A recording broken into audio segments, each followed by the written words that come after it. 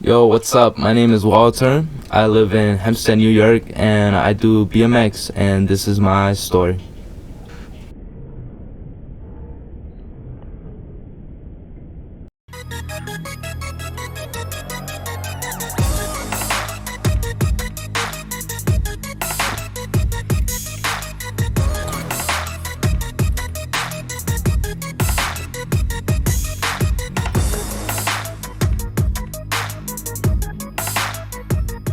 Walter Aleman, could you tell us a little bit about your life and what it means to do to be a BMXer to you? Well, my life really is just BMX, so that's perfect. To me, BMX is just, I don't know, a way to like escape reality in a way, cause it helped me, at the time get out of a very bad time in my life. But now it's like just an everyday thing to me. At first, it was just a way to escape, but now it's just like my everyday type of thing. I can't go every day without it. So All right. At what age did you start wanting to or gravitating to becoming a BMXer? I was 16 at the time. That's when it first came to me, where I first learned what BMX was. And there anyone in particular that inspired you to try it out? I guess it mostly came from YouTube videos. At the time, I was watching someone named Anthony Panza, and he's really big around here, so he definitely pushed me to learn this new hobby of mine. Would you say BMX bikes are expensive? Yeah, they are definitely very expensive. They are not cheap, and I guess that affects the amount of BMXers that there are, because it takes a lot of money out of you. And at 16, how would you?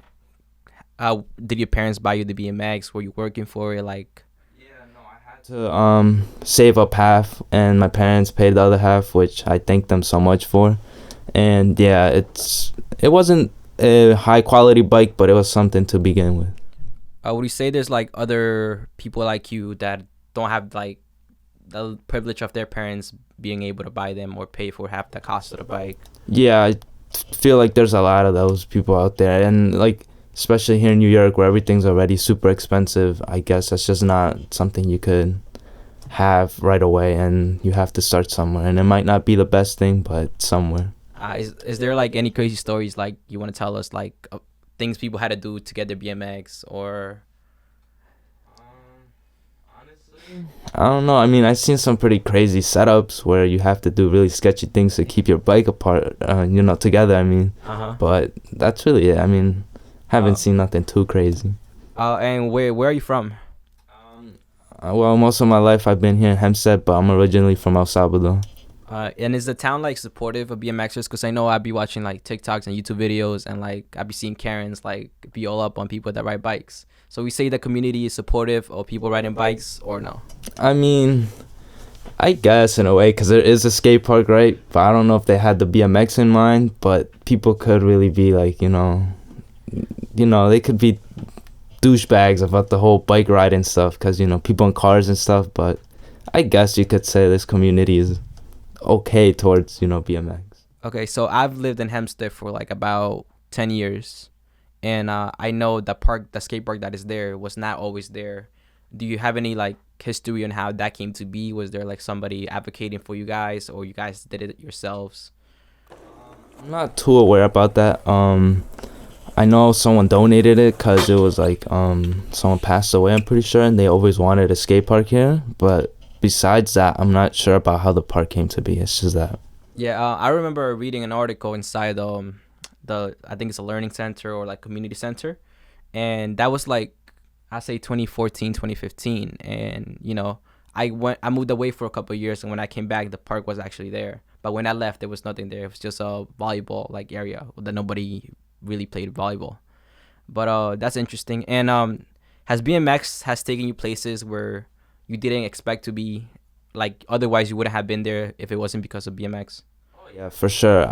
If it wasn't for BMX, I don't think I would have seen myself going to a city as much as I've been going to, meeting the people I've met, all these YouTubers, and like hearing all these things about it and talking to all these people. It's like crazy to me. It's like it gotten me so far. And, like I've met so many interesting people because of it.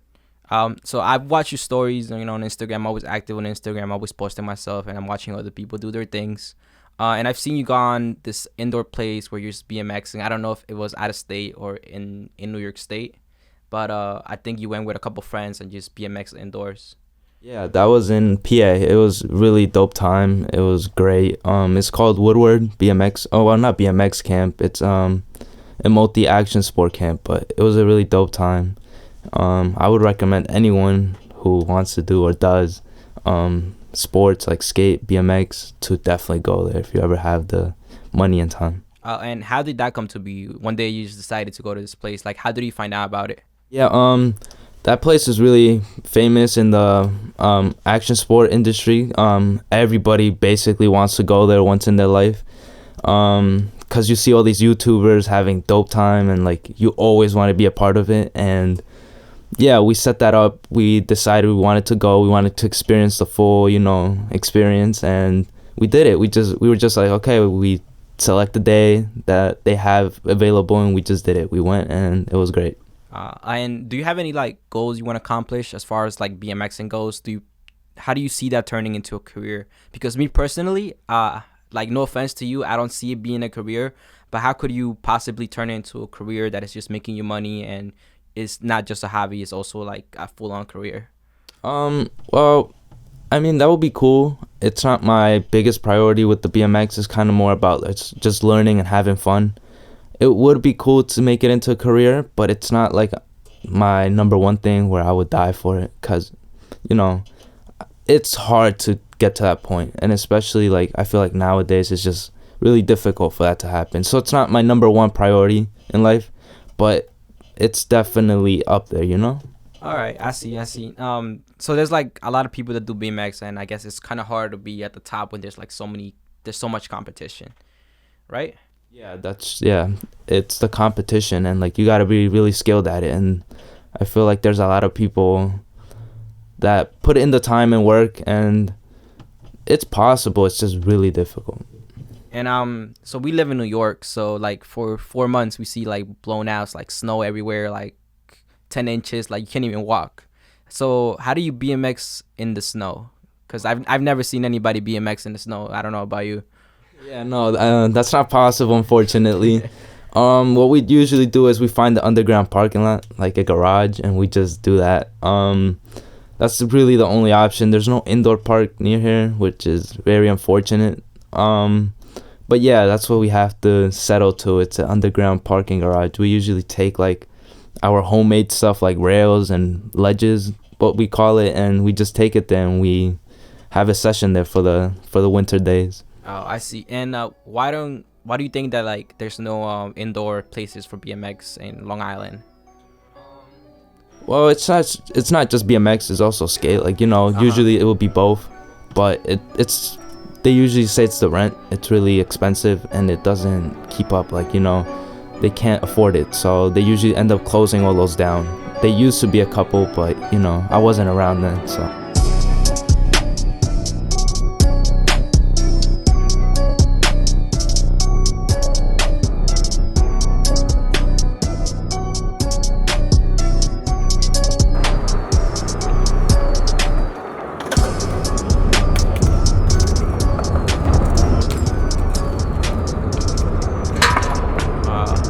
I mean, from a business like standpoint, there needs to be a demand for it.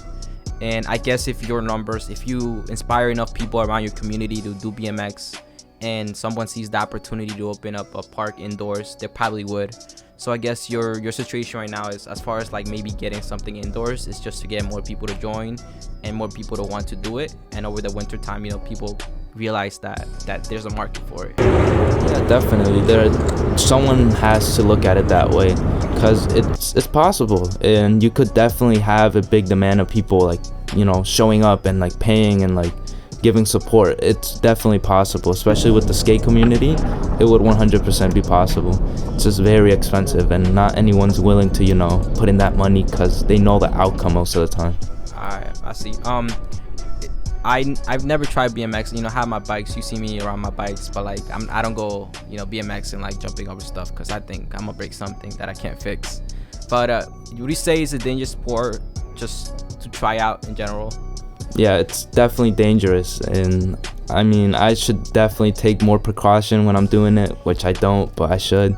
And if you're gonna do it and you're doing it, you should wear a helmet, protect yourself, because you don't want to be, getting hurt, not being able to walk properly in a couple of years because your knees are all destroyed. But yeah, it's dangerous, and you should take precaution when you're doing it. I hearing that, what would be your advice to someone that just sees you do this, right? Sees you on Instagram and they're like, oh, I want to try that. What would be like your advice to them, like starting out, just to keep them safe and keep them motivated to keep going? I'd say just do it. Just go for it. And it's like anything's possible. Just have constant goals of new tricks you want to try, but definitely take care of yourself. Don't let yourself go. Don't think that just because you're starting something new, you can't get hurt. You can get hurt, and you don't want that to happen. But have fun. Have as much fun as possible. Don't let that get to your head and just make it a competition. Don't, ruin your personality over a sport that you could definitely be having fun with, because that's what it should always be about. Have you seen any like serious injuries that are worth talking about? Yeah, I've seen a couple. I think by far the worst one I've seen is from my friend Whitman. He was doing a grind on a ledge, and his like tire hit it somehow, and like he did a front flip and he hit his head on the way down.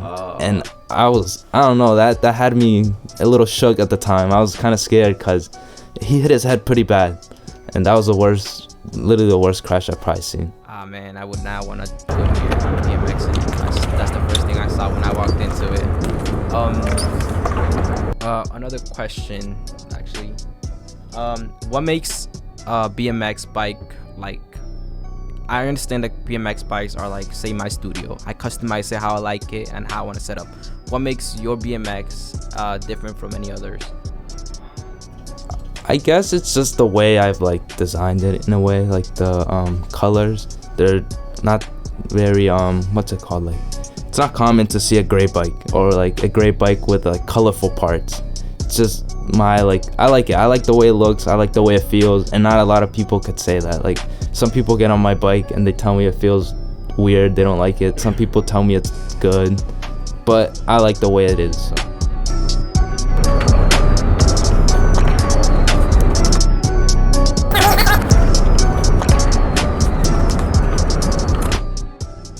Yeah, all right, yeah. Could you tell me the difference between solo riding and group riding? Well, solo riding is just you by yourself. You just grab your bike, you go wherever you want. You want to ride a skate park, you ride a skate park. You ride street, you ride street. It's your choice. You do what you want. You know what you like. But group riding, you call your friends, you text them, and you be like, yo, you guys want to, head out, ride a little bit, and then you guys choose a spot. You guys know what you all like to ride, so you guys choose an equal spot and you just ride. You just hit the streets. I'm gonna guess that your preference is probably group riding, right? Yeah, no, it's honestly awesome, because once you're in a group, someone may know someone that you don't, so they call them, they come, and now you met someone new, and it's like a good way to, interact with people you don't know. It's a great way to meet new people. What makes group riding fun? Would you say is like everybody's like different personalities and different bikes? What makes it fun, it's just there's so much diversity. It's like, it's great. You may be talking to this one person 1 minute, and then the next one you're talking to someone else, and they have different tricks that they might teach you, and you learn something new from everyone. What motivates you to become a better rider? My motivation at the time really comes from other people. From my friends that I be riding with, they definitely motivate me to, learn new stuff. And I know it should be mostly on me most of the time, because, I'm not going to have all these people around me all the time. But yeah, at the time, it's my friends that I be riding with all the time. I mean, you're lucky that your friends motivate me, because I think not a lot of my friends were as supportive. But if you have that support system, it just makes wanting to do something a little bit easier. Yeah, no, for sure. I mean, the friend stuff is great, and like I feel like everyone should be supportive of their friends, but not everyone has that. They don't always have that availability. All right, so I'm pretty clueless about BMXing and stuff. So is there any like tricks that like the average person sees but doesn't know the name to, and could you like explain it a little bit? The average trick is, well, the one I hear a lot is do a tail whip or do a bar spin. Yeah, I've heard of those, but I I don't know which one. What's the difference between both of them? A bar spin is when you're on your handlebars and you want to spin them 360. So you're gonna throw it with one hand and then catch with one, but then put the other one back on. Yeah, that sounds dangerous. Yeah, I'm not doing that.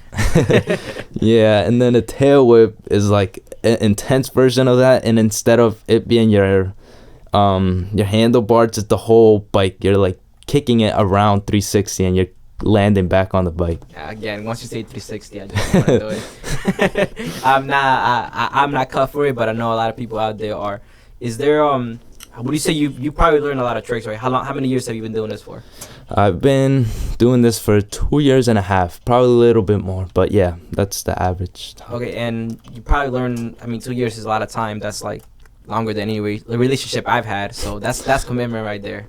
But is there any trick that took you like a long time to master, and there was just a point that you wanted to give up, but you didn't for some weird reason? Oh yeah, the 360. It's when you turn your body and the bike with you 360. That was definitely the hardest trick I had to learn, and seeing everybody doing it and doing it after, like they're passing me and they're doing it first, it motivated me to do it, and eventually I got it. But that was definitely the hardest trick I had to learn. Did you get injured from it? Like burns, maybe like bruises. From what I remember, I don't have that many battle scars from that trick. Yeah. You practice safely, huh? Yeah, thankfully, yeah. And how does your family feel about you BMXing?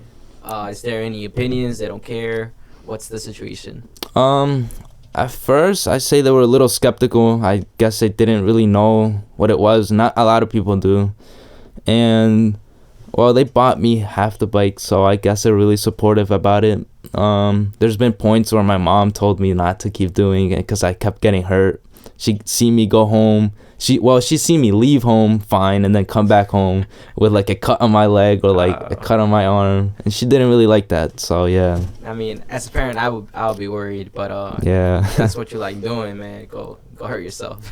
Yeah, well, I mean, I got my parents to thank to support me at least that much to let me do it, which is awesome. Yeah, I'll say I think it probably takes a lot of time to learn tricks. And how do you manage that between whatever personal life or work life that you may have? Well, when I first started, I was going to school, but I wasn't really going, so me picking up a bike was like substituting that time I didn't go to school into a bike. So it depends. If you start early, you're gonna have that I don't care mentality because you're young. You're nothing really matters. You're just gonna do what you want. You're gonna learn how much tricks you want, and that's good because it just makes you learn new things. But as you get older, different priorities, and like it definitely takes time. Like you gotta manage your time with the bike and real life stuff. All right, I see. So, all right, that's understandable. Like, yeah. Not. Did you graduate? Yes, I graduated last second, but I did it. Yeah. Alright, yeah, no, cause I think people that just do these kinds of things probably have a bad reputation. That the night school is probably just playing around and it's like a joke to everybody. But I'm glad you were able to still get your education and do what you like doing. Yeah. Yeah, I mean that's true with the reputation stuff. I feel like with skate it's a little bit more, but it kind of goes into BMX. When you know about it, it's like kind of people infer it's the same thing as skateboarding, and like people think skateboarders are like people who don't care and they do whatever they want. I guess that goes into BMX as well, but it's not true with everybody. Yeah. And how do you deal with like skaters being in the same area that the bikes are? Is it dangerous? Or like, I know it's a community area, so you have little kids like 5-10-year-olds, and you have these grown people with skates, and it really, there's everything there. So I know it's probably dangerous for little kids, and then you have the parents to worry about. How does it feel having skaters and like BMXers in the same area with different age ranges? Alright, first of all, kids, I don't think kids should be in a skate park. I'm sorry, but the parents don't care, dude. I've hit a kid before and it's the worst feeling possible. But it wasn't my fault. I'm gonna say that right now. It wasn't my fault. The kid got in the way. He wasn't paying attention. And the parents, well, they don't care most of the times. They let the kids out with no helmets, no nothing. Like, that should not be okay. And with the skater stuff, there's some skaters who, don't like BMX, and there's also BMXers who don't like skaters, which kind of sucks. I wish we could all just get along. We're all doing basically the same thing. We're all here to, doing what we like. We should all just get along. And unfortunately, some people just can't do that, and it's just the way of things, I mean, do you think you should have like separate days, like Monday BMX, Tuesday skateboard, and you switch it around, or you think there's like a way for you guys to just be in the same area and make it work? No, there's definitely a way we could all make it work. And well, at my local park, which is in Hempstead, that does happen. We get along. There's some people who don't like us, which sucks, but you can't really do much about it. But yeah, there's a way to make it work. It shouldn't be like on and off thing. It should be like we should just all get along. We're all here to have good time, do what we love. Shouldn't be no hate behind that. All right. Is there any special way you want to finish this interview? Saying anything? I honestly just do whatever you like to do. Do what you love. You only live one life. You shouldn't live it regretting doing things you didn't want to do. Do what you want. Just live your life. All right, perfect. Look at this camera for like a second. Recording introduction. All right, go for it.